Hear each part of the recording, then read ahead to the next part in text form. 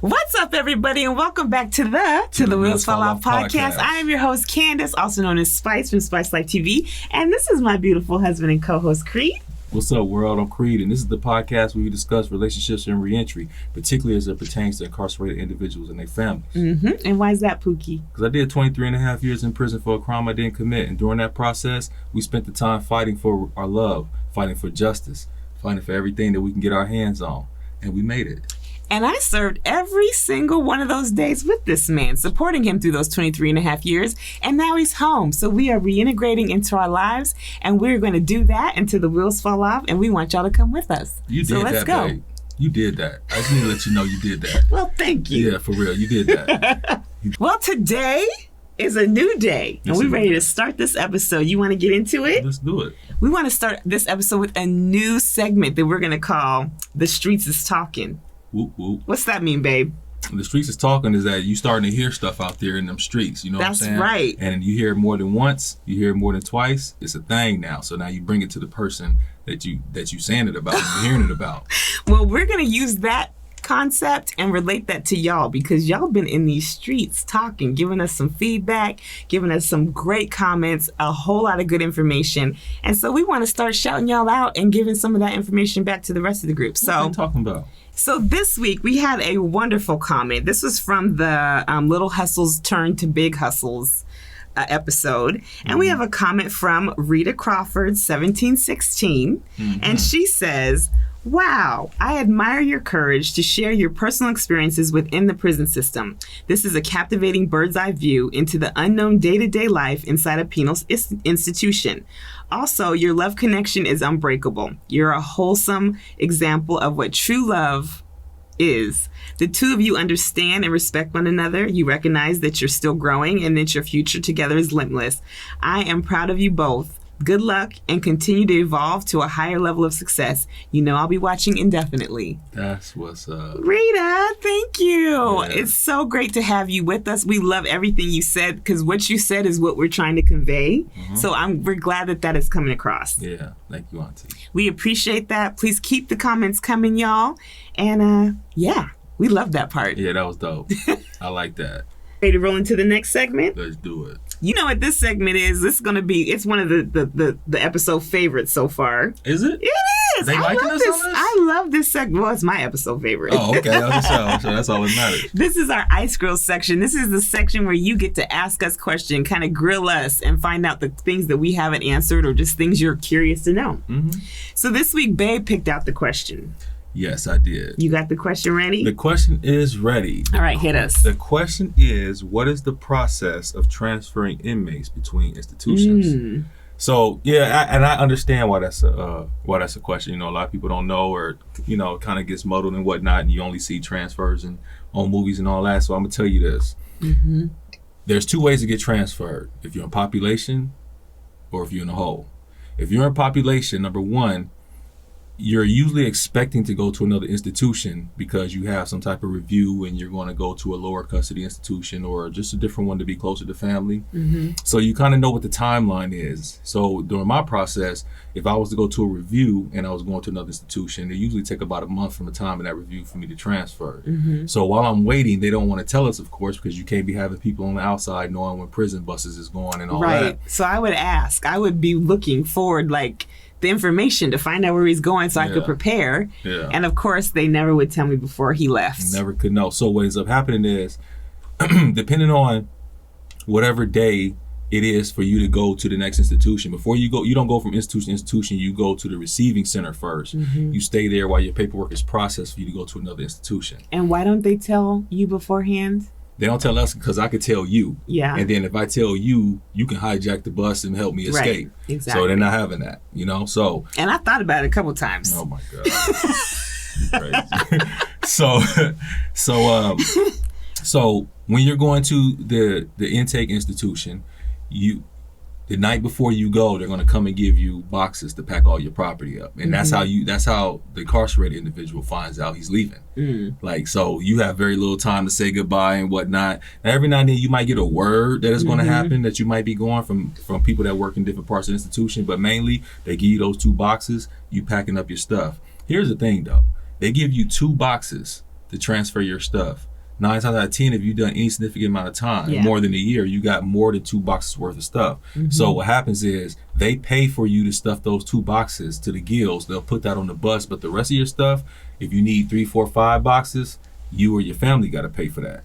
So you get all your stuff, you get it packed up, boom, you give it to them. Now you sitting in the room for the next day or so with nothing. Because all you have is like essentials. You have a comb, you have toothpaste, toothbrush. But didn't you know that like if you left on this day, you were probably going to this place? Didn't they have certain days that chains came? That was when you was at the intake institution. When you got to intake. Yeah, when you got to intake, you had an idea. So let's just say I'm at Stafford Creek, right? And I'm going to Monroe.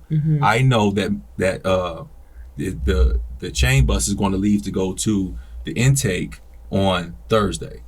Once it leaves on Thursday, I know that the Monroe chain always leaves on Mondays. So I know I'm going to be in intake from Thursday, Friday through the weekend, and then Sunday night they're going to come to me while I'm there, and they're going to slide a bag under my door. The bag is going to have the institution's name written on it. You take that bag, and what you have in that little room during that little time you're there, you put that in the bag. They staple it up.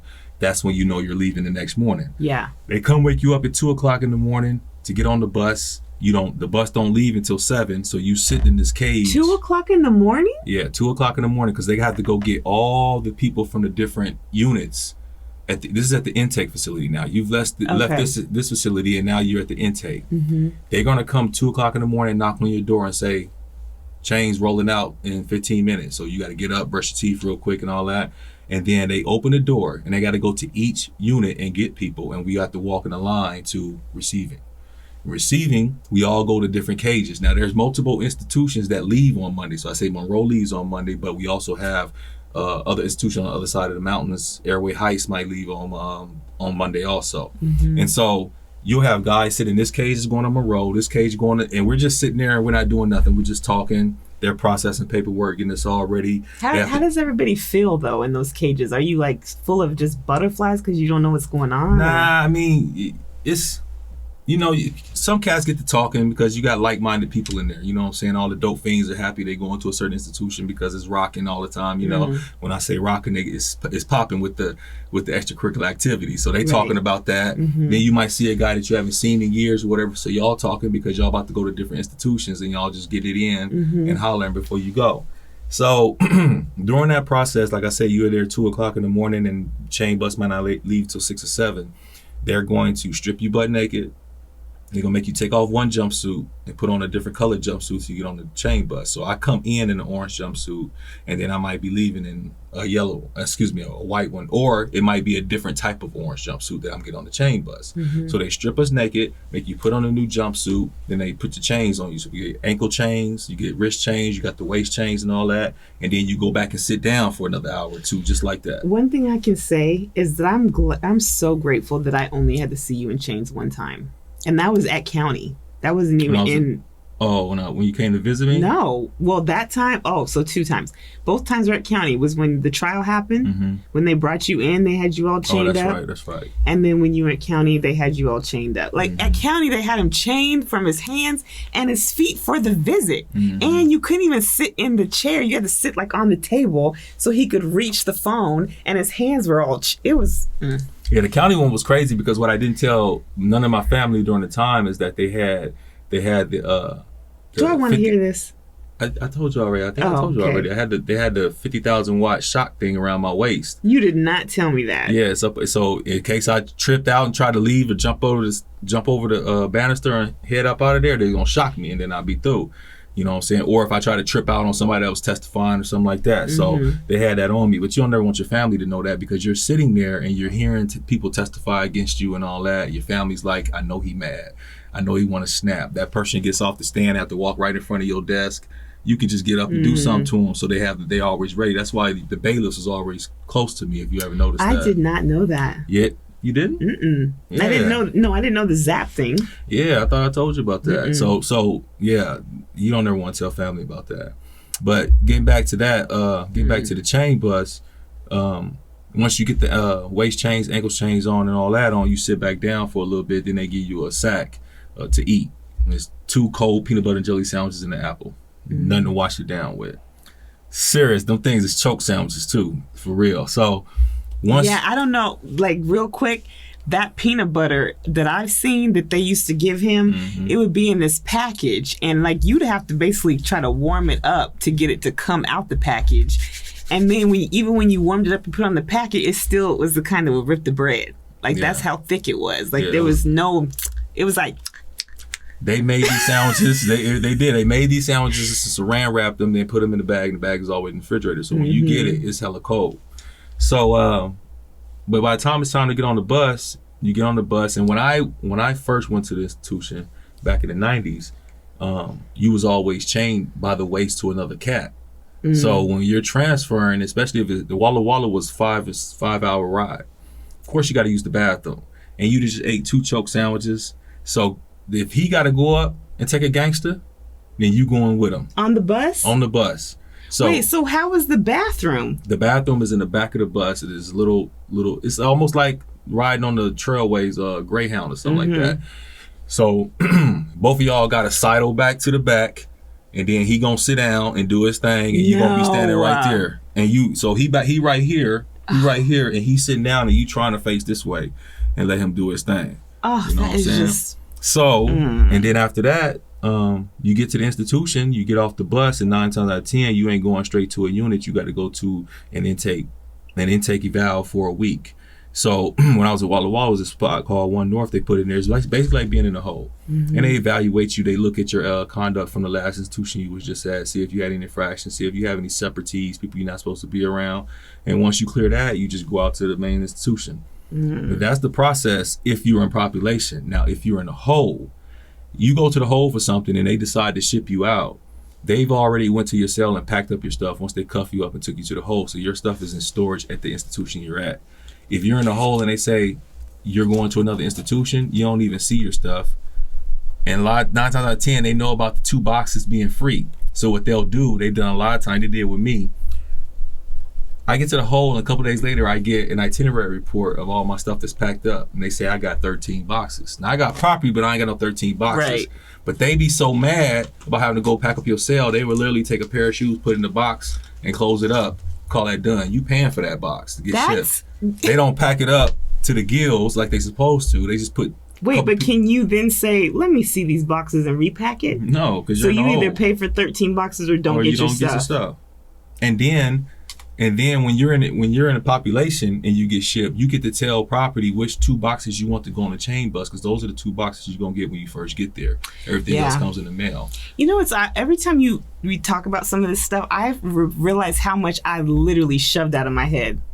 Like I just put it out of my mind because it just didn't want to think about it no more. And now you're bringing it up, and I'm just like, those motherfuckers. I'm just because I get mad because they're mad at him, but they don't realize he's not the one that really suffers for that, because you're not the one paying for the boxes most times. The family is. So you're just really just screwing me just because you have an attitude about doing your job. 100%. That's crazy. Yeah, 100%. So I mean, so they pack, when you're in a hole, they pack your stuff up, and you get it when you get it, and I remember that used to always be a stressor for you because you wouldn't have none of your stuff. You'd be waiting, putting in like kites to go see when your stuff would get there. You might get a box this week and not a box for weeks after. And it's like, where is your stuff? Yeah, well, you always have vindictive COs that didn't like you for one reason or another.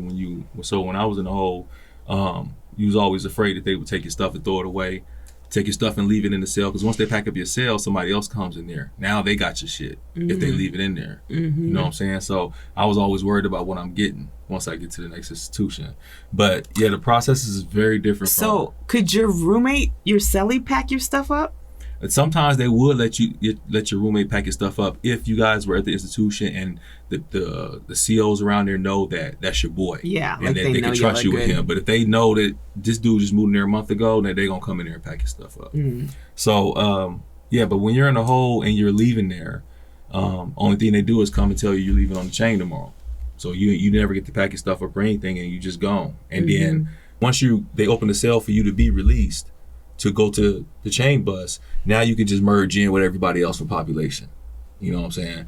But if you're going to another institution to go from this hole to that hole, then you're separated from everybody still, you know? So it's a lot, man. It's a lot. The process is it can be traumatizing in the brain because, like I said, you're worried about your property, and a lot of people be like, "Why are you worried about this little property?" But it's literally all you have in the world that you're worried about, and they know this, you know. So that's the biggest thing about transferring is property and all that. So then when you get to your next institution, part of the transfer process is you're not allowed to make a phone call for security purposes for 24 hours. I think we talked about that before. But the 24 hours is because the security reason is what? For the same reason why I told you, like sometimes they'll put you in intake for a week. It's like you have a PIN number, and I, that's the institution investigators, they have to clear your PIN number. So they look at who it is on your calling list, who you're not supposed to be calling, that type of thing.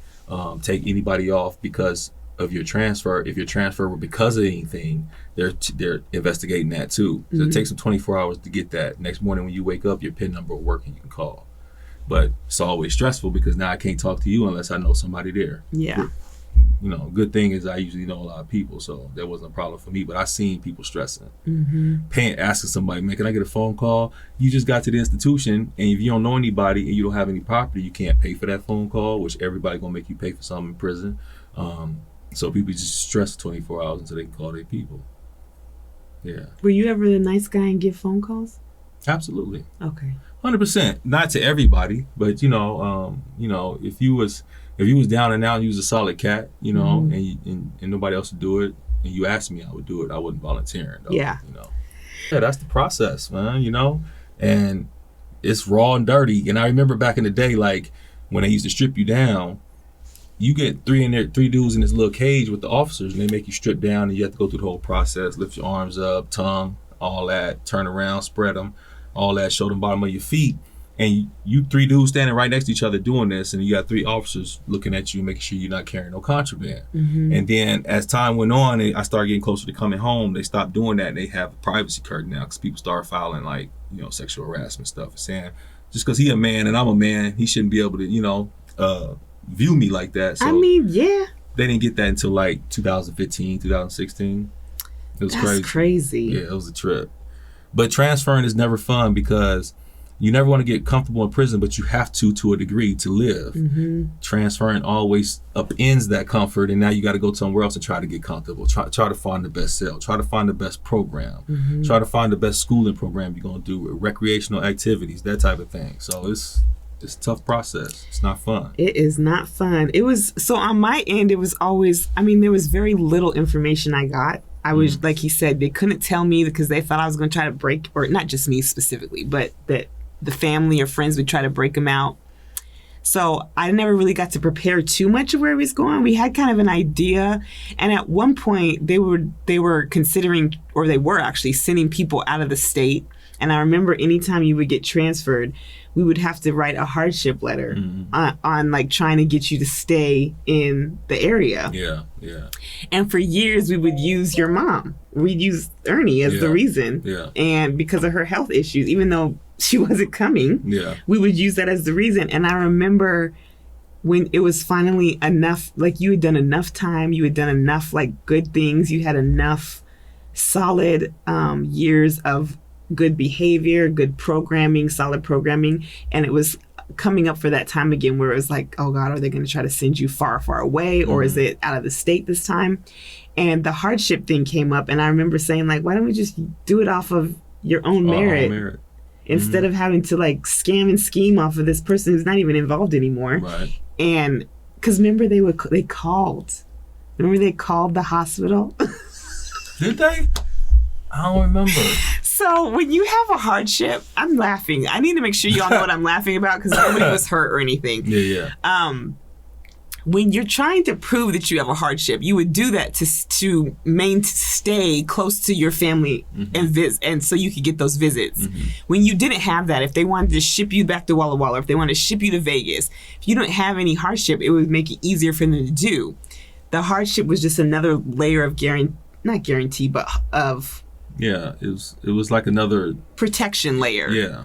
And so when we did it before, medical was the only way we knew we could get a hardship. And so his mother had a bunch of there was a bunch of medical stuff going on, and so we were using her medical stuff as like her hardship. And this was we started that when she was involved with you. Mm-hmm. So we had some of the documentation, mm-hmm. and then we just kept the documentation because anytime he moved, we would have to put that in. Yeah. And we would always be a little stressed that they would do any research or find out. Well, I don't know if you remember, but the last time we did it, we had said like something about her being in the hospital, and so she couldn't transfer. Mm-hmm. And they called the hospital, and they called me back and saying like, yeah, they're not saying she's there. And I was like, what? I had to play like, she's not? When did they say she was released? And he was like, well, they wouldn't let me know that. And I'm like, what? On the fly. Yeah. And it's because he was on the list to get sent out of state, and we were desperately trying to keep him from doing that. So, I mean, desperate times call for desperate measures, and I would do it again in a heartbeat. Yeah, for sure. For sure. I mean, that was a different process because you never knew what type of institutions you was going to. These was privately funded institutions. Mm-hmm. It's not an issue about the population. It was issue about the way it was run. There's no governing process with people that own private prisons. So you never want to go out of state to a private prison. So, and if he went out of state, I would have barely ever got to see him. My financial situation was not going to be able to cover flights, hotels, renting cars. Mm-hmm. That was never going to be something I could have afforded. Yeah, I think either the first time we decided to do it on our own merit, or the second time they was just like, you get too many visits. Yeah. So it was at that point, it was like, don't have to worry about it. Right. But yeah, it was stressful, and I seen cats crying. I seen cats hella stressed out. I was crying. I seen cats take off on the police night before. You know what I'm saying? Just try to get to stay? Yeah, to stay. You was going to stay, because if you took off on the police or something, they're not going to send you to out of state. Right, because you're in trouble. Make you their problem. Right. So they're going to keep you there, but you're going to be in the hole for a couple of years. So that's the choice. And what would you have chose, the hole or to go out of state? I mean, honestly, I would have to go out of state, only because I can't take another charge. Yeah, I can't do another charge, and you can get that. Yeah, you know what I'm saying, in that situation. So yeah, I didn't even think about that. Yeah, that's not cool. Well, and plus, like the hole, they do have visits in the hole, but they're through a wall. There's no contact. They're only like an hour or two, and most times he was so far away. There was only one time that we actually did that, and that was just because the situation was so crappy that we just had to make it work. But yeah, I'm glad that that's over and that we never had to end up going out of state. Yeah, that was crap. Yeah, that was crap. The out of state thing, because Cass came back. Here's the only good thing about going out of state is when Cass went out there, it's a private institution. 9 times out of 10, it was new. Mm-hmm. So these new COs don't know, so Cass is sending all types of stuff in now, and stuff that you can't have it up here, they go to that place and they start getting it in. Of course, they're thinking like, okay, if they're having it shipped, they must have, because they're putting the institution they just came from in Washington, they're putting that address on it, like that facility shipped it. So they're thinking like, oh, okay, here you go. And so Cass is getting PlayStations, and I know now that's commonplace now. Yeah, now. But back then it wasn't. So Cass is getting PlayStations, they're getting up-to-date keyboards, all type of digital stuff that wasn't popular. And they was kind of having a ball. But then, of course, everybody takes it too far. What'd they do? Once it gets in the hands of a fan, you know what I'm saying? Now you got DVD players and you got porn. Now you got keyboards filled with all types of stuff, like stuff like that. So it was just crazy, man. But yeah, I'm real glad I didn't go out of state. That wouldn't have been cool. Mm-mm. I was up 4 times to go to 4 different places. Do you remember what they were? Yeah, I was up to go to Colorado, Arizona, Vegas, and Michigan. Michigan was the one I was the most afraid of. Yeah, that one got shut down, and they ended up having to pay $5 million. The DLC up here, because their contract with that Michigan prison was that they would have at least one inmate from up here in that facility by a certain date. And they come around, they didn't, because the guys was filing injunctions about getting shipped out of state. They were filing injunctions saying, I got convicted in this state, I'm supposed to be doing time in this state. And while those injunctions was going on, they couldn't move anybody. I feel like that's a great point.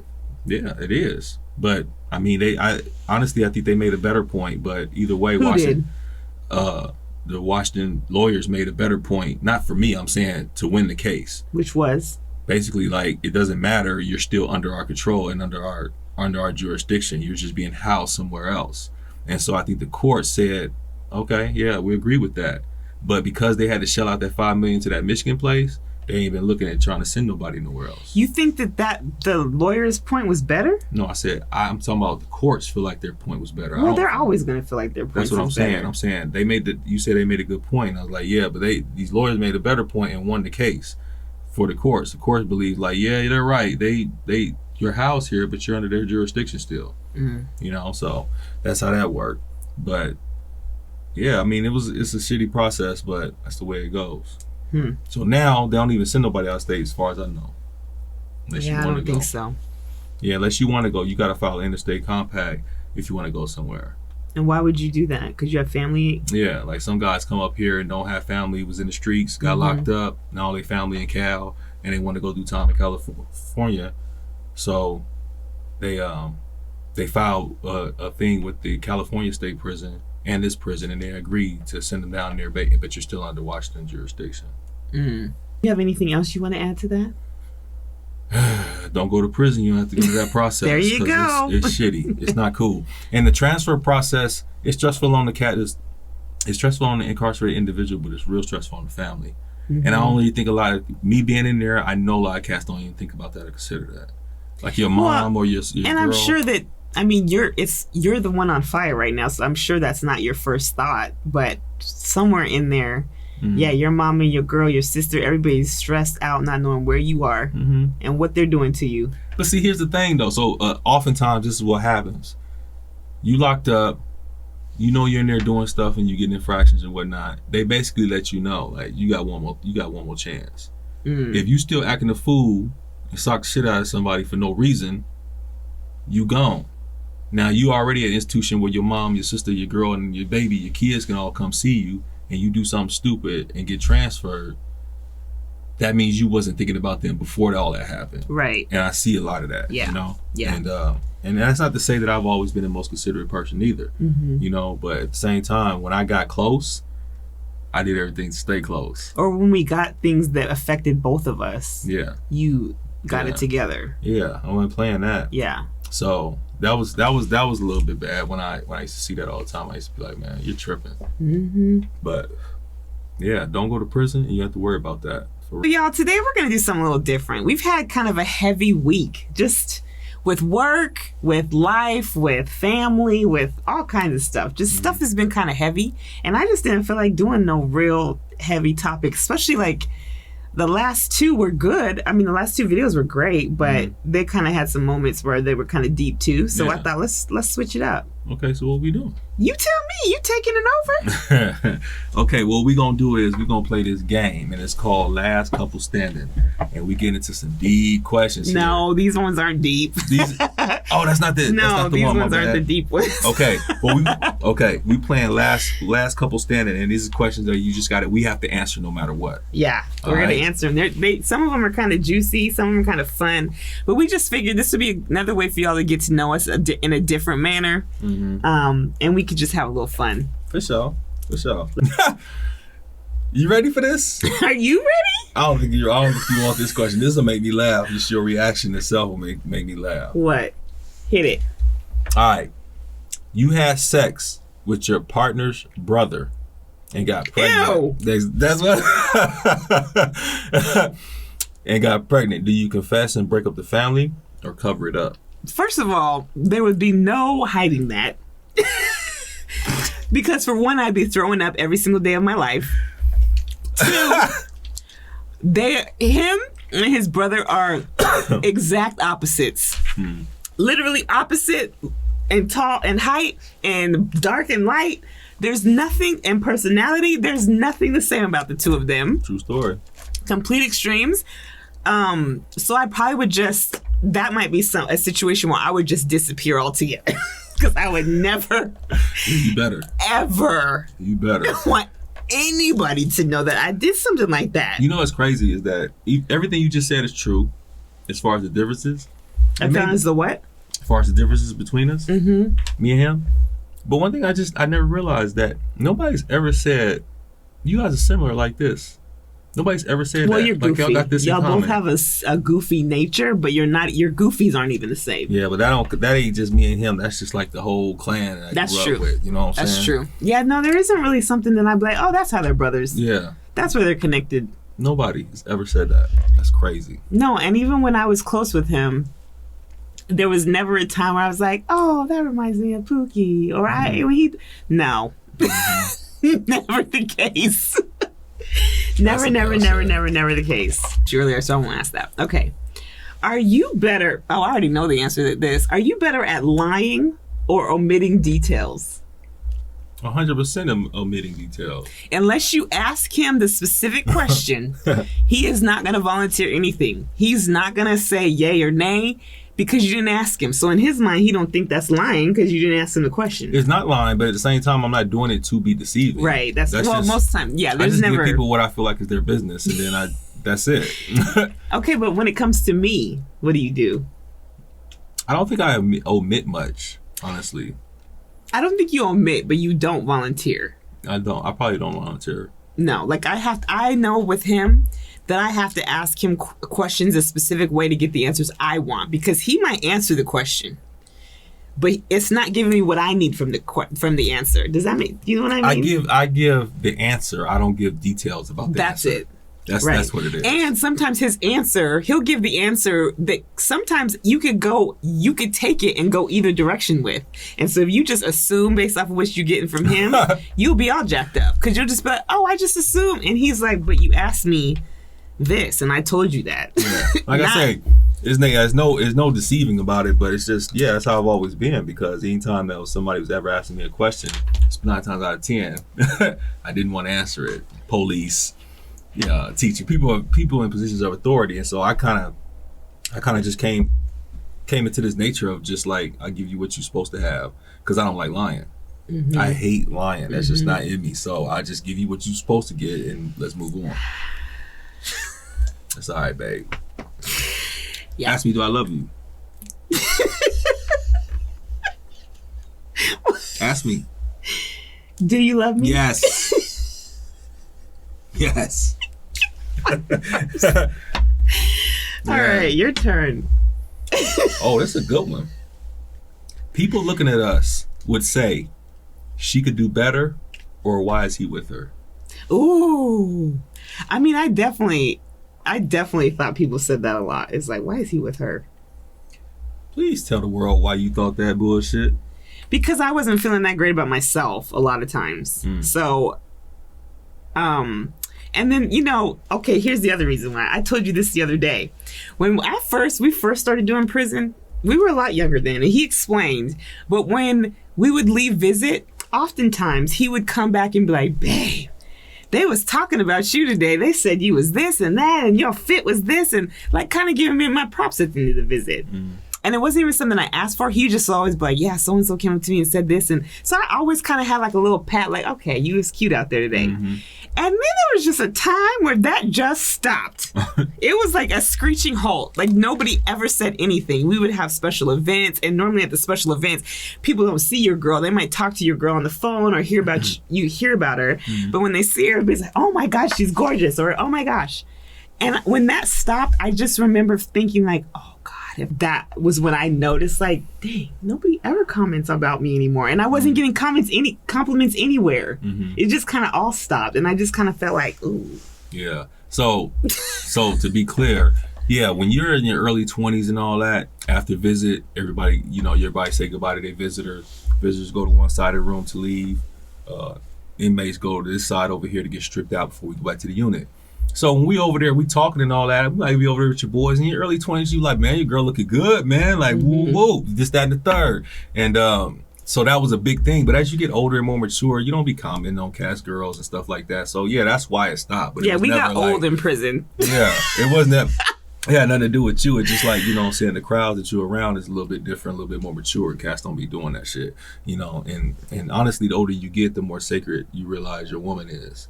And so cats don't like commenting on it or having somebody comment on it, no matter how good the comment is. It's like, what you looking at my woman for? Like, what you because women would get poached. Yeah, they would be getting poached from one guy to another guy. True story. It happened a lot. So Yeah. We didn't ever have that issue or nothing close to that, but I just remember. Oh, they wanted to. What? Oh, you know, they was looking for an opening. You know, a couple cats that would have, if they would have got an opening from you, they would have tried to poach you. But see, the thing about it is, I don't even think that was true. I think that everybody knew where my attention was at. Yes. It was never, like, you had no room. Listen, when a guy keeps saying, it always says how good them shoes is. Oh, that guy. Yeah. You know what I'm talking about. Oh, yeah, he would have. If he had an opening, he'd have tried to take it. Wouldn't have made it out the joint. But he wouldn't have made it out the joint, but he would have tried. Because some guys are just foolish like that. Well, that's the thing. Like, it's not even about, I don't think about me. It's just about the conquer. And really probably more about you than me. I mean, 9 times out of 10, but I mean, listen, it's integrity over everything. It's morals over everything. And understanding that, number one, you don't do that no matter what situation you in. But at the same time, these cats is in here, and 9 times out of 10 is all you got. You come take that from somebody, you're doing a real disservice to that person. You know what I'm saying? But cats is haters. Well, and I mean, yes, it's a hater move. It's not cool. But also when you're in a place that you have nothing on top of nothing, and then you might be able to get you a little something, I could see why you would try, but it's not cool to do. But I get it when you're in a place that you have literally nothing. But at the same time, you're literally locked up with cats that fucked over family members. Yeah. They burnt all types of bridges, so they don't give a damn about you. That's true. You know? It's all bad. Yeah. Okay. Which one is okay with you? I already know the answer to this. We might skip this one. Your partner having 50 past sexual partners, or you having 50 past sexual partners? So for me, I mean, I think I would prefer my partner to have more partners than me, because I just I'm not a high body count. That's never been my thing. Even though I have potential, I think I had whole potential in me. It's in there, but I never let her out. I never let her out. I knew she was bad. But yeah, I think I always wanted a partner that was more experienced than I was. Yeah, you didn't let her out because I was puppy guard now, right? You know that. You know I was playing that. And I definitely would want more partners than you also. Yeah. Yeah, for sure. I'm not, because now even the thought of somebody else having all up in and see, I'm not going for that. Yeah, I mean, I get it. It's never been like that for me, especially since, I mean, before me, it was so long ago. I don't really ever think about that. But I still would not want to be the one that had like a high body count. Nah, that ain't cool. Nah, not for me. Cool. Not for me anyway. I mean, we're living in times now where you hear that a lot. You hear people talking about body counts. Are you saying it's not cool because it's the girl? No, I'm saying it's not cool for me personally. I don't want you having a higher body count than me. Oh. I'll be like, I don't want that, because now I'm just thinking like, who are you thinking about now from the past? And would you be thinking that? No. Exactly. So why would you think that? It don't mean it has to be fair. It don't have to be, it's not because, no, we don't compare like that. It's just like, I know how I think. Yeah. So I'm just like, no, I don't want. No, see, I'm thinking about it now. I'm thinking about it now. Back shots and all. Like, no.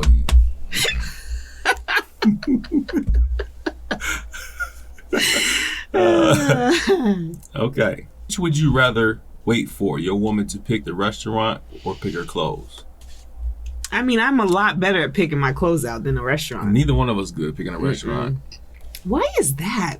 Like, okay, we would dream, and okay, I'll put this plug in here too. If you guys don't want to get to know us a little bit more, you should check out my Instagram, because I put stuff more personal stuff for either myself or us on there. But I just posted a thing about cooking some of our favorite meals that we planned for football Sunday, and we always would make menus and dream about food and all this stuff. And I think that what happened is you came home and we ate like we were celebrating for a year straight. And now we just don't have an appetite. Yeah. I mean, we ate everything we could eat, whatever we wanted.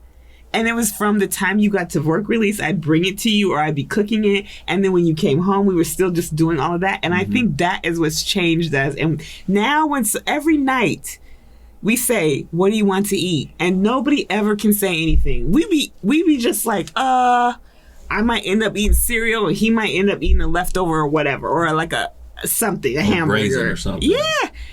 We can't figure out what we want. We don't have a taste. There's no like, that tastes good. Let's have that tonight. Very rarely when we eat at home do we eat the same thing unless you cook.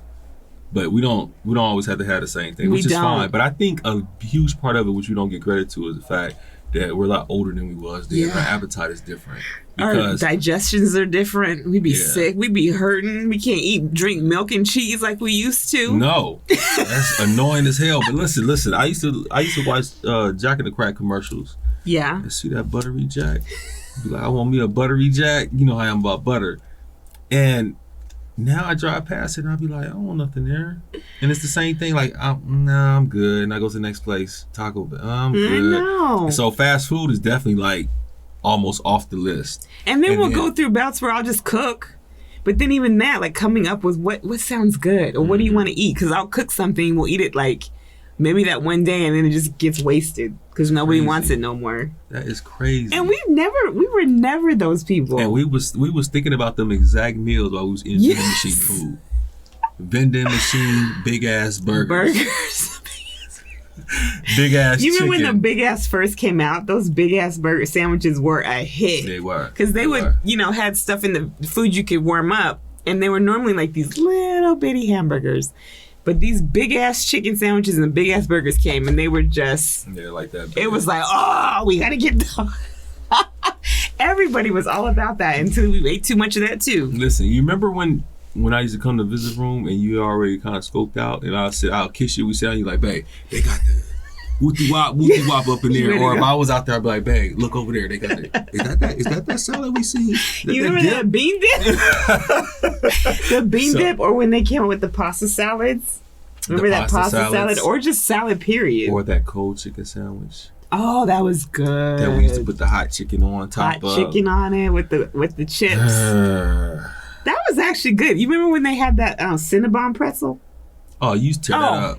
I was all about that Cinnabon pretzel. Yeah, you used to tear that up. It was like this soft pretzel that had the cinnamon stuff all in it, like a regular cinnamon roll pretzel, and then they gave you this frosting. It was made by Cinnabon. It was. Yeah, that was dope. It was good. It was cool. Anyway, off track. That's easy. So easy. All right, so you. Okay, is your partner the fun police or the fun ambassador? Are you the poopy patty? Am I the... Wait a minute. Are you the fun police or the fun ambassador? Are you like the guy that's like, yeah, fun? Or are you like, calm it down, not enough fun? No, I'm the fun police. Yeah, definitely the fun police. Yeah, I'm the fun police, 100%. He is a grumpy old man. Listen, you doing too much or being too loud, shut that shit down. It's not that damn fun. Yeah, no, Babe is definitely the fun police. Even with Munchie is a dog. He is a 1-year-old dog he loves his life. Named after me. Yes, he loves his life. He has a wonderful life. And he just be trying to be happy. Just do dog things. And yeah, they're stupid and they're annoying. But you can tell it's just his black boy joy. Mr. Man over here. Shut that shit up. Sit your ass down somewhere. It's like... have fun at all. He want to be quiet in the dark. I don't mind him having fun. I hate when it affects my chill. Yeah, or if it comes between the two of us. Yeah, he gets all. Listen, y'all. I work a job that I leave early in the morning. Sometimes it's still dark outside, and I come home kind of early evening. So I'm gone for a lot of hours. A lot of times, like 12 hours, he's gone. Yeah. So when I come home, I'm trying to holler at my wife. I'm trying to catch up on her day, trying to find out what needs to be done. Just, try to get that whole process going. This little motherfucker, he's no different than a toddler. Yeah, exactly. And the toddler gets smacked with a brick too. This is the thing on Munchie. Munchie knows when we are close. You know that, babe. You know he could be chilling over there as soon as you put your arms around every me. kid does that. When you see your parents together, you're like, ooh, I need some of that. I tell him to go outside, go pee or something. Let me holler. Not me. I'm like, come on, family hug. Yeah, I'm like, let me holler at mama, right? So I send him outside. Then I turn back around, talk to my wife, like, what's up? So I tell him, what's up, babe? How was your day or whatever? And then I just hear, and I'm just like, can I talk to my wife? No. He's the worst. He's not the worst. He's the best. Worst and the best at the same time. He's the best. That's my guy, but yeah. Fun police. I mean, I think I'm kind of in the middle. Like if I'm in the mood to have fun, like I'm in the mood. Like let's just do it. Let's go. But typically, I think I'm just kind of like right in the middle. Whereas if something fun comes up, I'm down. But if we're just chilling, I can just chill too. But I'm always more like, just let him have the damn squeaker toy. Nah, he wants to give it to him. That's about Munchie, but overall, I think you down to have fun. If the fun's happening too late, you ain't with it. Yeah. If I have too much time to think about the fun, if there's too much planning time for the fun, like if it's not happening today and right now and we just talked about it, but if you tell me like 2 weeks later, ahead of time, I've already had a good time in my head. Like I already had the good time I needed to have, and now I'm tired, and we ain't even been there. Like it's too much time for me to think about what I was gonna do or not gonna do, and now I've decided, I've been there, done that in my mind already. Let's take a nap. Oh my God! The thing is, I think we don't give credit to is that me and you are a lot more alike than we give each other credit for. Oh yeah, no, I think we're a lot alike because we both like naps. We like our shutdowns. Yeah, we both like tell people to shut the fuck up when they having fun. I do? I think you do. I don't think I like to tell people to shut up. I just like to remove myself. Like I'm a person like, y'all have a good time, but I'm leaving. Oh my God. That's basically shut the fuck up or I'm leaving. Like No. It's never like or I'm leaving. It's just like, yeah, that's fun. Y'all keep doing that. I'm out of here. I encourage the fun. I encourage all of that. I like to slide out and not be in it after a certain point. Oh my God. That's crazy. Okay, would you be mad if you found out your partner truly loved you but hated your sex? Say that again? Would you be mad if you found out your partner truly loved you but hated your sex? That's crazy. It just makes me laugh because you better tell people quick. Would you laugh at that? Would you be mad if you found out your partner truly loved you but hated your sex? Hell yeah, you damn right. Would you be mad or hurt? I would be hurt. I mean, probably a little bit of both, but I mean, nobody wants that. I can't imagine nobody being like, so. I wouldn't be mad like because you're telling me that you don't like my sex. I would be hurt that I'm not performing well, or think that like, God, if I'm not doing that well, who gonna do it well? He gonna want somebody. Who's he gonna be looking for, or is he gonna start being curious at other things? You know? Yeah, no, I hear you. But just so you know, and you're very clear, I love you and I love your sex. Get the hell up off me right now. You already laughed for 5 minutes before you answered. Babe, I told you why I laughed. Okay, I got one for you right now. And so we're gonna say that studies show. Okay. So that means that it's true. Okay. Say that, okay. Studies show 60% of all married men cheat.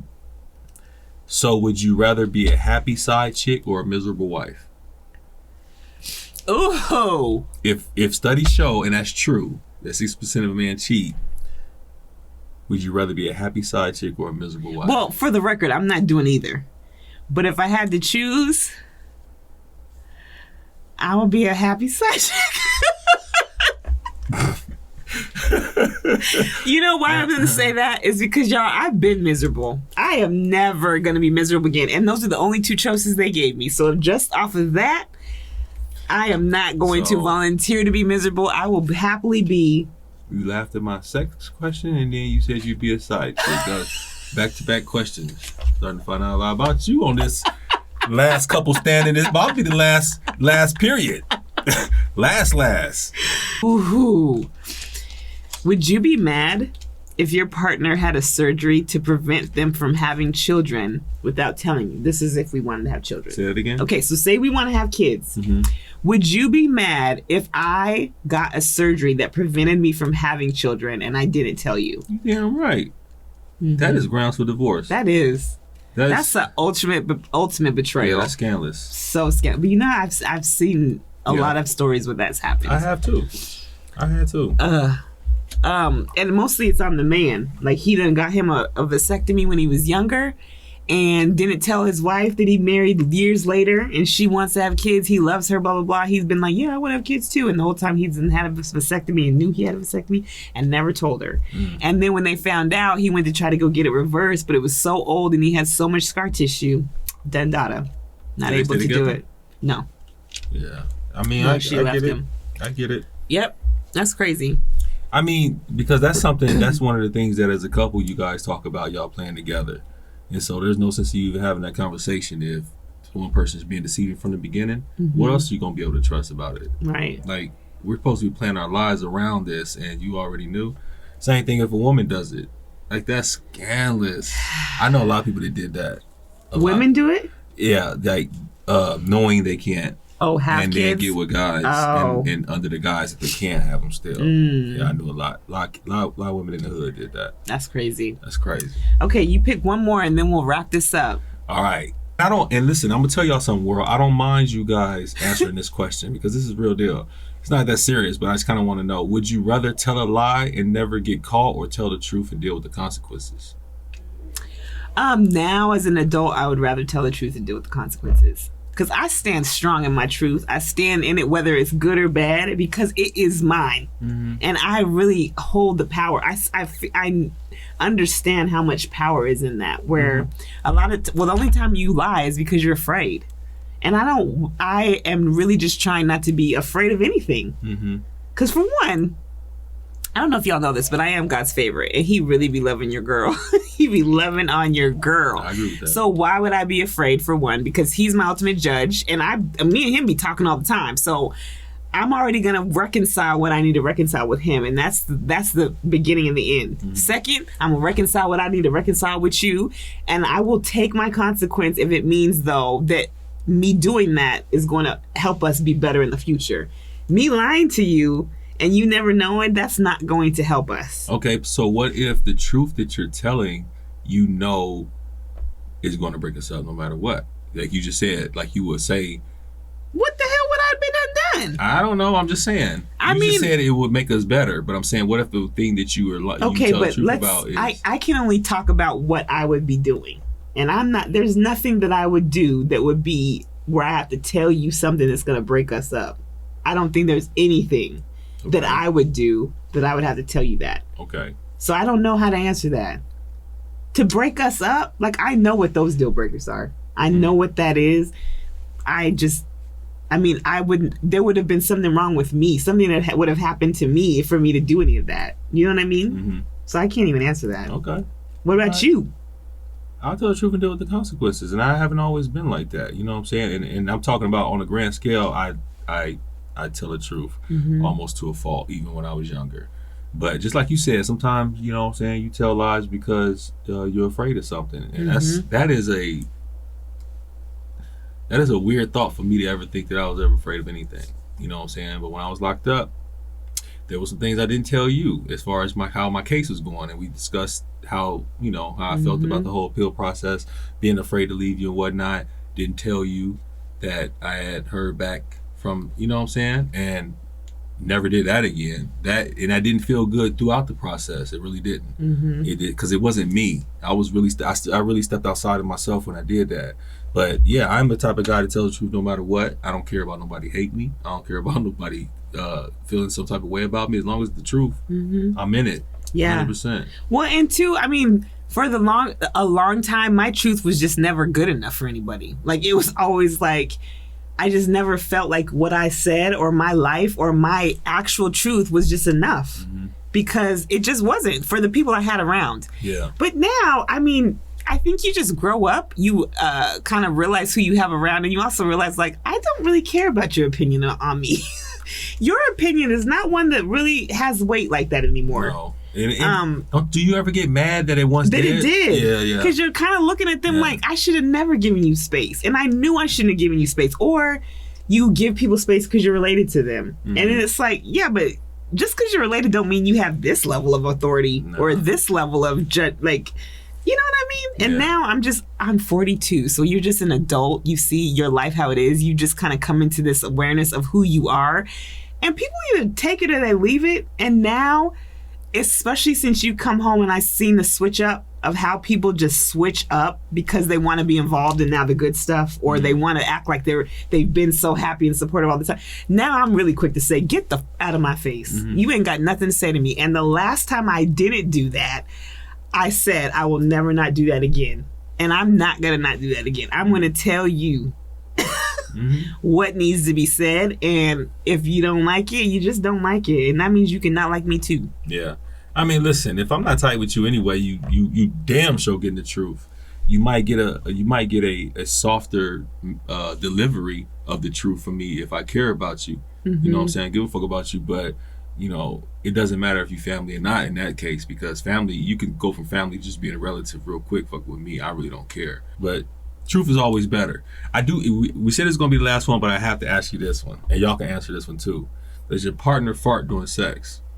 No, not during sex, but during sleep he do. That's not true. That's Babe, not true. Butt trumpet. That's not true. Beatboxing. That's munchy. That's munchy and munchy. Listen, I mean, one time you woke yourself up. First of all, we ain't talking about me. No. You set up, and it woke me up at the same time, and you set up and did like this. He was like you looked at Munchy. I said, he's downstairs. That was you. That is not true. That was you. I don't even think that's true on a half a note. 100%. I had a nerve to sit up on one elbow. It's like, man, I turn over hella. You know when you mad and you turn over hard? You ain't got no voice. You ain't got no time to be talking, but you just be like, man. Yeah. Listen, why are you mad when I clearly didn't know I did it? I was asleep. No, I ain't mad at you did it. I'm mad at you so you didn't know. You didn't feel that? Obviously I felt something if I woke up. Yeah. And you know them naked ones is different than the ones with clothes on. Shit, them naked ones be like, brat. Brat, brat. Let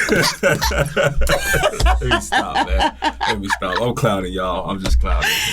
Oh my God, you're stupid. Yeah, I seen this one. I was like, I gotta ask this one. Okay, this is the last question I'm gonna ask. Okay. What is the sweetest thing your partner has ever done for you? I'll tell you what I think you're the sweetest. Hold my tongue with me. Oh, you think that's the sweetest thing? That's that. I mean, it's I get it, because it's everything rolled into one, right?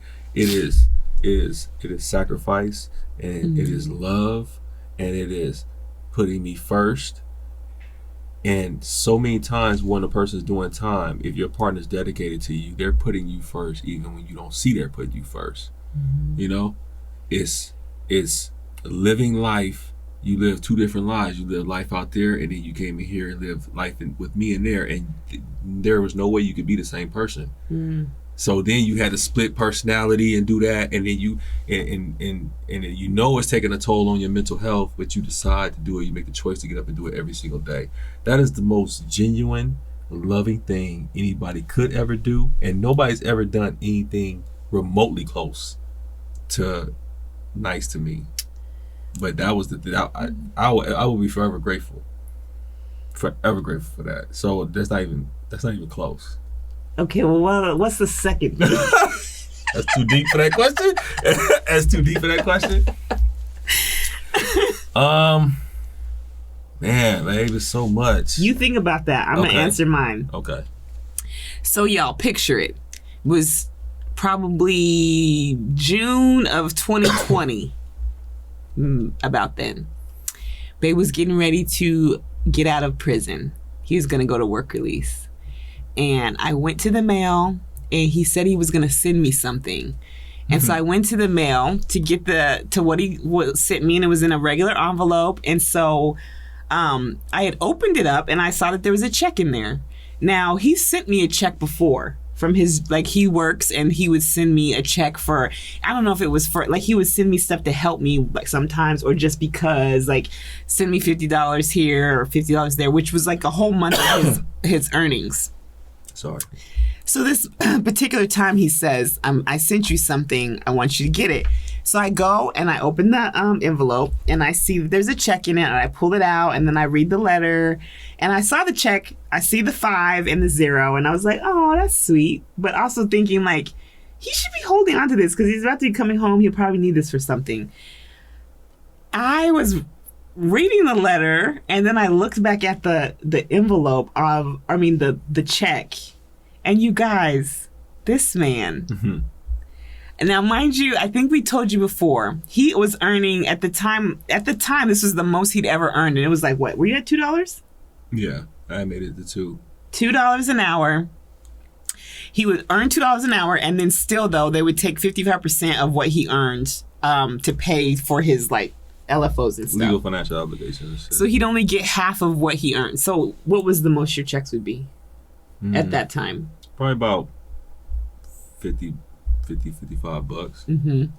Because you had LFOs, legal financial obligations, and cost of incarceration you had to pay every month. Mm-hmm. But go ahead. So I was reading the letter, and the letter was just saying, like, I wanted to give you something to show you that I have every intention of coming home and doing everything I can to take care of you. I don't want you to feel like you're just like, inheriting another mouth to feed. I want to show you that I plan on being a contributing partner to your life in every way. That's what the letter was saying in the gist. Mm. And I looked at that check, and I was thinking it was $50. He sent me $500.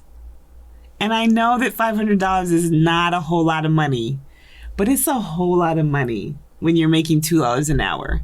And the sentiment behind it, which is about to make me cry, the sentiment behind it of him just sacrificing, which he did so often. He would do things like that. They would sacrifice stuff from himself to do for me. But I knew how much of a feat that was. And the reason I knew is because he had a check sent from DOC. Now, if he was hustling and making money other ways, I'd have got a money order from somebody if that was the way the money was coming. Mm-hmm. When the money comes off of DOC, that means it was money he earned through DOC. So that was money he had to have saved. And it wasn't hustling money or anything like that. Does that make sense? That's why I knew how much it was, how much of a sacrifice it was, because it took a long time for him to save and give me that. And the reason he did it was so that he could show me ahead of time that I was getting a partner and not just like another body. Yeah. And it was so thoughtful to me because, like I said, I knew that the effort it took, but just that he was thinking that way before he got to me and trying to reassure me, like, no, this is a partnership. I'm not coming home to just take from you or just keep on giving. Like, I'm planning to put just as much, if not more, in this as you are. And not even just financially, but just he was able to show me with that. Mm. So when I tell you, ladies, like, there's always something that they can do to show you that they're really caring for you or that they're really sacrificing. I'm not saying they all got to put away $500, but there's always a way that they can show you, like, no, I'm really in this with you, or I'm really down with you for this. And when they do that, like, you have to just really take that in. And that was such a special moment for me, because not that I ever doubted you as far as like wanting to take care of me or being able to, but and working. Like, I never doubted that you were going to come home and have a job or that you would have money to contribute. Mm. But just the gesture of showing me before you could really actually take care of me that you were going to do anything you could to take care of me. Mm-hmm. And I haven't had that, since I was a kid, have people that really had to. And I think now they had to take care of me. Yeah. But you took care of me because you wanted to. I did. And that was when I was like, this man is my husband. He is the one for me, the only one that really, really, really gives a damn about me. The only one that's ever really given a damn about me. But that was just such a profound moment for me. I'll never forget that. I didn't think that. I didn't even think that was going to be it. I didn't know what could have been. There was a lot of them, but that one, I think, I always think about that. And I left that letter on the refrigerator. That's the letter that's on the refrigerator. Mm-hmm. Because it just was like, he is coming. My man is coming home. Listen, not to talk up the gift, but it was hard during that process because you used to get frustrated with me when I didn't want you to send me money. Mm-hmm. But if you sending me money, then you paying, you're contributing to this check I'm trying to send to you. Yeah. So I was like, no, like, don't send me money, and you used to be like, why did you let me send you money? And I was just like, nah, babe, like, just hold off, Mm-hmm. And I just wanted it to be all from me. That was very important. And also, establish a trust factor when it comes to that, because all you had, it doesn't matter how much you love me. Mm-hmm. We've been knowing each other for years and before I got incarcerated, but no matter how much she loves me, that's something she never saw from me, you know, at this point. So now you're coming home, there has to be some seed in your brain that's like, am I going to do this? I'm going to do that. Even if you know 90% sure I'm going to come home and do my thing. You're just wondering. And so it's kind of like, here, not only can I do this in this dire situation, but I also want you to know I'm willing to do this, you know. But yeah, that was dope. I really enjoyed that. I'd do it all again if I had to. That was a great time. And it was great too, because there was times during prison where that probably would have been even more like important because I didn't have any money. But this was even cooler because it was just like, this literally is just money for me. Like, I didn't have to use it to pay for any bills. I didn't have to catch up with anything. It was never like, oh, we got to put this for. It was just like, you wanted me to get something for myself. Yeah. And I did. Yes, you did. You bought that monstrosity of a goddamn dresser. That is stuffed to the gills. I need a bigger one. My God. It's like a 12-drawer dresser. These big drawers. It's like, it's a girl's dream. Yeah, it is. That joint's huge. It's huge. About as tall as me when I walk in the room. I'm trying to put stuff on your dresser. I'll be like this. No, it's big not ass that dresser. tall. It's not that tall. But I mean, honestly, and the thing is, I can't remember how you did it. How you did it, but you remember years ago you found my cousin T. Like, because that was the one person that I need, and the thing is, I thought I was a lost cause because she left California and went to New York, and it was like, I'm gonna find her. I don't even know where she at. I know, you know what I'm saying, a lot of stuff behind it. She just wanted to kind of go and branch off on her own and do her own thing and whatnot. And so I already felt this huge guilt for getting incarcerated and leaving my little cousin, who I was always going to be there for, no matter what.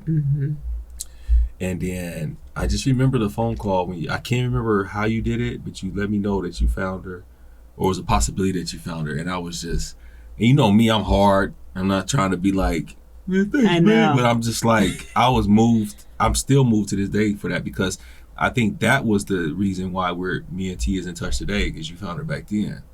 You know, I'm just saying, because what if I'd have went my whole time and not even communicated with her at all? Where would you guys be? Like, where would we be now? You know, that was huge. And at that point, I hadn't talked to T for about between 5 to 7 years upon my incarceration when you found her. You know, before you got incarcerated.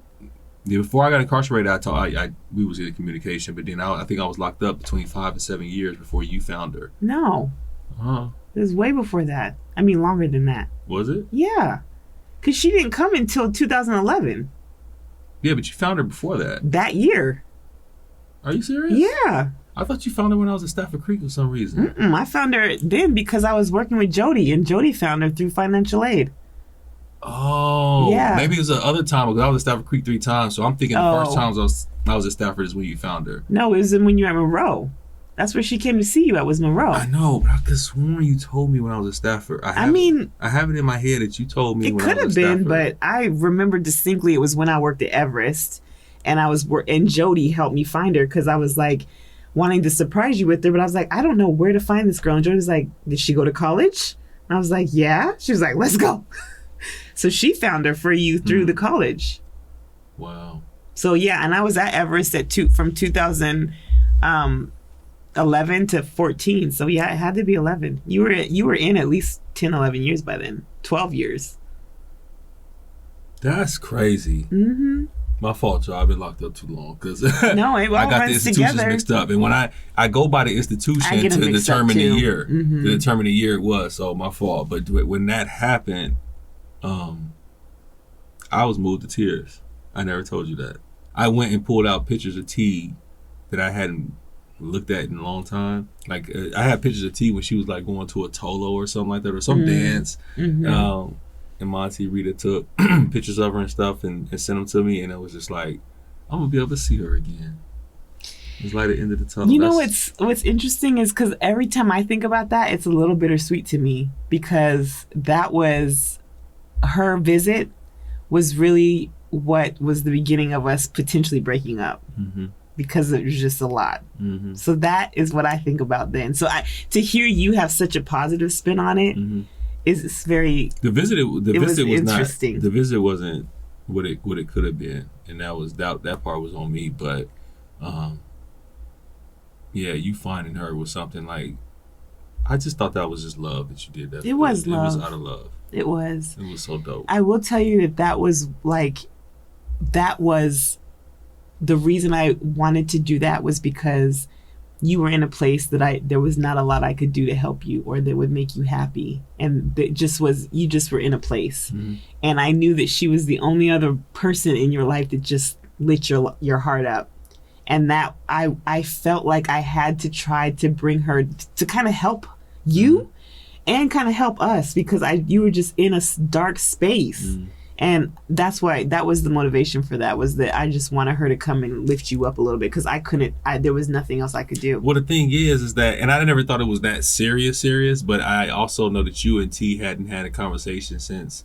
Yeah, I was like 15 or 16. Yeah, since she came to see us, and I remember how that made you feel because we were so tight.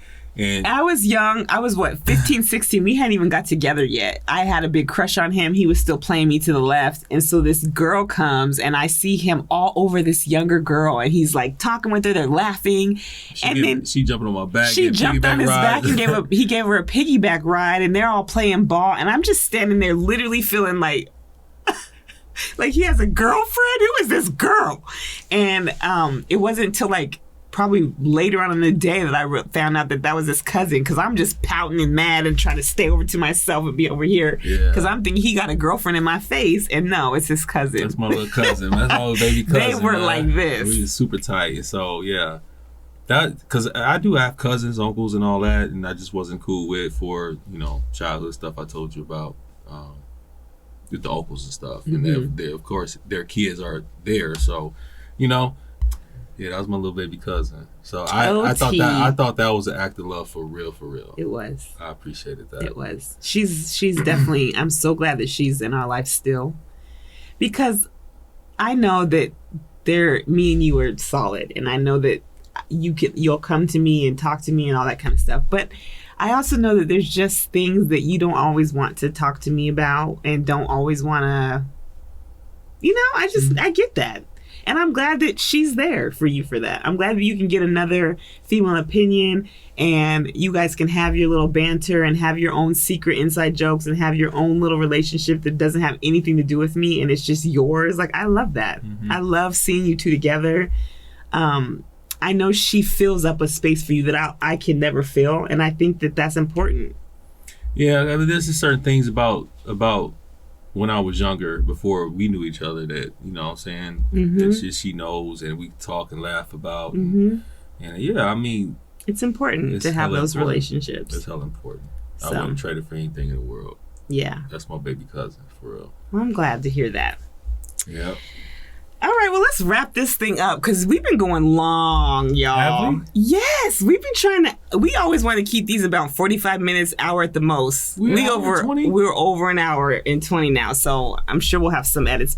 So, y'all, we're about to wrap up this episode. We had a good time just answering questions, hanging out, shooting the breeze. How do you feel about it?